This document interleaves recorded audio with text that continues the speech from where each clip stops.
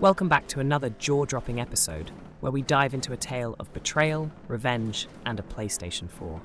Strap in as we unravel this Reddit story of a guy who flipped the script on his greedy stepmom in a way you won't believe. I have been reading lots of Reddit lately, especially entitled Parents, but made a new account when I came across this page. I never thought I'd actually try to contribute something. Until now, Reddit has just been my guilty morning coffee read. So here goes. I'm an only son. My mom died of ovarian cancer at only 55 years ago. It broke my dad's heart. They had been together since college and were the same age, with my dad being a month older. I'm 22 and I'm about to graduate college with my degree in chemistry when the main events start to occur. I went to college on a full-ride scholarship. This is important later. My dad met my now stepmom when she was my mom's nurse at the hospital where she spent her final days. My stepmom, Grace, played all the right notes to gain my dad's trust. She was empathetic to him, nurturing, comforting after my mom passed. I was 17 and old enough to sense that she was just trying to weasel her way into getting my dad's resources. But it was up to my dad if he wanted to be in a relationship with her. I was in my final year of public school and had just won a scholarship to attend college out of the country the following year. My dad mourned my mom for a year, and that whole time, Grace would check in on him by phone every month or so, in my opinion, to scope out the possibility of sinking her hooks in him. After a year passed, Grace took the gloves off and went hard after my dad. Grace was only 40 when she and my dad started seeing each other. I didn't like her, but at the same time, my dad at least didn't seem so depressed anymore, so I tried to be less pessimistic about her and give her the benefit of the doubt. In my gut, I didn't trust her though, but we are Scandinavian, and at least in my family, the son does not tell his father what to do or even offer any opinion. Grace is from the Czech Republic, if you're wondering. My father was a very successful banker during his career and amassed quite a portfolio of wealth. I'll spare you the details, but after 6 months of dating, Grace and my father are married. My dad never really got over my mom though, and he was getting weaker and weaker, even though he was only 57. Since his health was fading, he called me to him and asked me point blank, "Boy, what do you need to set you up in this life?" I told him, I don't need anything. I'm a man and can take care of myself. But what are you even talking about, Dad? You're going to be around for decades yet. I did remind him that he had living sisters with children, my aunts and cousins. I also reminded him that I had a full scholarship to college, so don't worry about giving me any cash. He was dead only a year later at 59. I, of course, have seen lots of Hollywood movies, so I consider the conspiracy theory that maybe my dad's nurse wife poisoned him and made him sign over all his money to her. But I really honestly do not think that's what happened. Other relatives didn't like Grace either, but they knew my dad was totally in love with my mom, and that her death utterly broke him. Well, long story short, my dad bequeathed his 5-bedroom house to me, even though I wasn't expecting it and didn't ask for it. He gave a small endowment to each of his sisters and their children. He left about 80% of all his existing money to Grace, which amounted to several hundreds of thousands of dollars. My dad ignored me, because he's generous to a fault, and still gave me several tens of thousands of dollars, which were of course very useful to me. Grace tried to put on a friendly front, but I could tell she was angry as hell that she didn't get my dad's house too.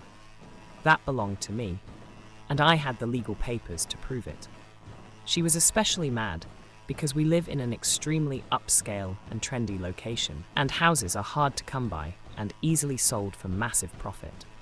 During the first few months after my dad's death, I had the nauseating, creepy experience of knowing that Grace was trying to feel me out to see if I might be into a little relationship with her. Gross. She still stayed at the house though, because over the last 3 years, she had gotten used to living there and acting like she owned it. And, even though I officially owned it, I was always away at college and only visited my dad's old house once every couple of months. And even then it wasn't to see Grace, but to see my cousins who lived just a few miles away. I downplayed the fact that it was really my house. And over the months, I think Grace gradually forgot that she really had no legal right to the house. She probably believed that sooner or later, because I never asked her for any of the hundreds of thousands of my dad's dollars that she now had, that I was somehow independently wealthy and would just give up my house to her. I knew I'd eventually hydrogen bomb this bitch when she started dating some new guy only 5 months after my dad was in the ground. And one time, when I came home from college after graduating, she and her new boyfriend, some sleazy-looking D-bag named Ivan, who was only a few years older than me, were acting like I was a guest in my own house and that they owned it. I played along. Grace told me she gave away my PlayStation 4 to Ivan's cousin because I'm too old to play with video games. I don't even know this motherfucker, and you give him my PS4 to give away to some other shat who I also don't know. I quickly changed all my network passwords that same day. I smiled, but I knew what I had to do eventually. She also said that she and Ivan were getting married because I just can't mourn your father forever. I have to move on with life. I tell her that I graduated college and already secured employment with a local firm and will soon find a new place to live. She looks thrilled, especially the part where it looks like I'll soon have a new place to live. Then, in a patronizing way, she tells me, "You always have a place in our house, though. You are welcome to stay whenever you please." Thanks, Grace. Really generous of you. What I really say is that I will probably have a new place in 3 months. She says that is wonderful because she intends to go to her homeland to have a wedding with Ivan and afterward have her honeymoon. She assures me it's a local affair. Otherwise, I'd invite you, honey. And anyway, I know you're so busy. I congratulate her. She asks me if I can watch the house for her. Watch my own house? Sure.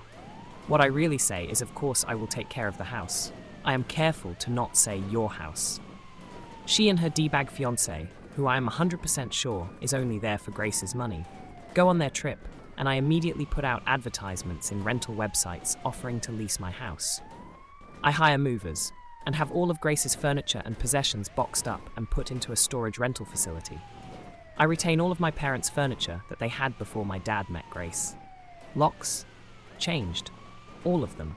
Within days, I am inundated with dozens of inquiries regarding my amazing furnished house with fantastic views. I rent it to a wonderful young family, a barrister and his schoolteacher wife and their 2 preteen children. They pay me their first and last month's rent and sign a lease for a year.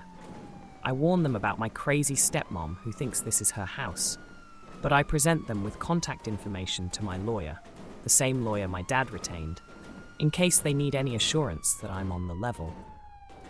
I also give my lawyer the information about the storage facility, including the fact that I generously paid 4 months of storage in advance, which is a whole month longer than Grace's Czech honeymoon adventure. I then found a great apartment in the city, near my new place of work.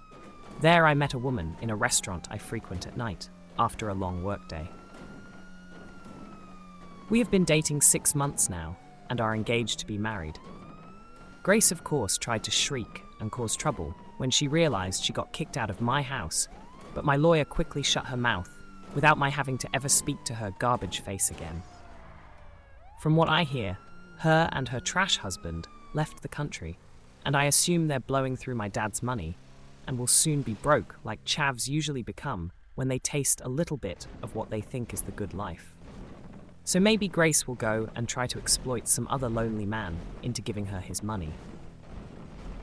Speaking of money, the house that I rent out is generating so much money that I not only am able to help pay for my cousin's college, but I moved into a larger apartment of my own, together with my fiancé. I love my job, but really, I could survive solely on renting my dad's old house. And to think, if Grace had only been cooler and nicer, I might have let her stay at the house, just to be a good sport. And definitely, if she stayed the hell out of my room. But no, she had to act all proprietary, so I had to make her homeless as a wedding gift. Postscript. I bought another PS4, even though I didn't even use my old one that much. It didn't matter. It wasn't for Grace to give away. You don't give away other people's things. You give away your own things. Which is why I chose to kick Grace out of my house. Because it's mine, and I decide who stays there.